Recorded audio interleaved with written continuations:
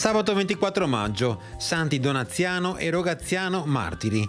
È il 144esimo giorno dall'inizio dell'anno, ne mancano 221 al termine. Il sole sorge alle 5:30, tramonta alle 20:46, la luna si leva alle 3:42, tramonta alle 17:43.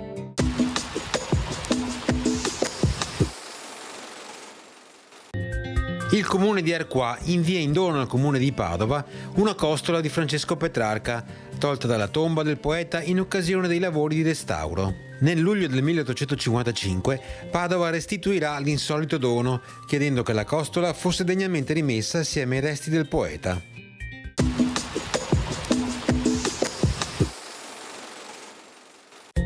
Le previsioni per domani: cielo sereno, poco nuvoloso per nuvolosità alta, a tratti un po' più consistente nelle ore centrali, precipitazioni assenti, anche se non è escluso qualche piovasco pomeridiano in montagna, temperature in aumento più marcato e diffuso nei valori massimi.